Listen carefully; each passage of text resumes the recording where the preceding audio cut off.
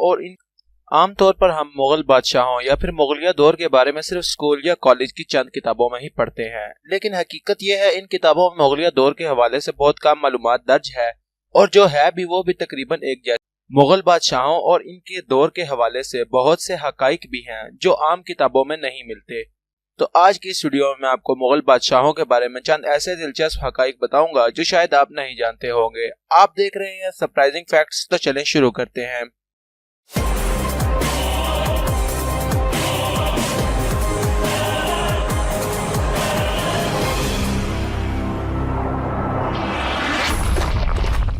مغل بادشاہ ظہیر الدین بابر کو زیادہ تر لوگ وسطی ایشیا کے فاتح کے طور پر جانتے ہیں، لیکن بہت کم لوگ یہ بات جانتے ہیں کہ یہ مغل بادشاہ ایک بہترین مصنف بھی تھا۔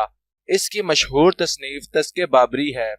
جلال الدین اکبر اپنی مضبوط سلطنت اور بہترین سیاست کی وجہ سے جانا جاتا تھا، یہاں تک کہ وہ اپنے آباء و اجداد سے بھی آگے بڑھ گیا، لیکن یہ بھی ایک حقیقت تھی کہ جلال الدین میں پڑھنے کی اہلیت بہت کم تھی اور وہ لفظوں کی ادائیگی صحیح طور پر نہیں کر پاتا تھا۔ شاید اسی وجہ سے اس نے کچھ درباریوں کی باتوں میں آ کر دین الہی کی بنیاد ڈالی تھی، جو کہ بری طرح ناکام ہوئی، اور رہتی دنیا تک اس بادشاہ پر لوگ لعنت بھیجتے رہیں گے۔ تاج محل دن کے مختلف حصوں میں مختلف رنگ اپنا لیتا ہے، یہ سب کچھ ارد گرد کے ماحول کی وجہ سے ممکن ہوتا ہے۔ اس کی بنیادی وجہ تاج محل کی تعمیر میں استعمال کیا جانے والا سفید ماربل ہے، جو چمکدار ہونے کے علاوہ عکاس بھی ہے، اور یہ تاج محل مغل بادشاہ شاہ جہان نے تعمیر کروایا۔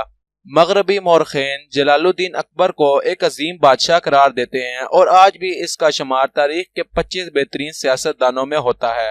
آپ کو یہ جان کر ضرور حیرت ہوگی کہ ہماری قومی زبان اردو مغلیہ دور میں بڑے پیمانے پر تیار کی گئی تھی۔ جب ہندوستان اور اس سے ملحقہ علاقوں میں اسلام پھیلنا شروع ہوا تو اس کے ساتھ اردو بھی پھیلی، اور اس کے ساتھ دیگر زبانوں کے پھیلاؤ میں بھی اضافہ ہوا، جیسے کہ عربی اور فارسی۔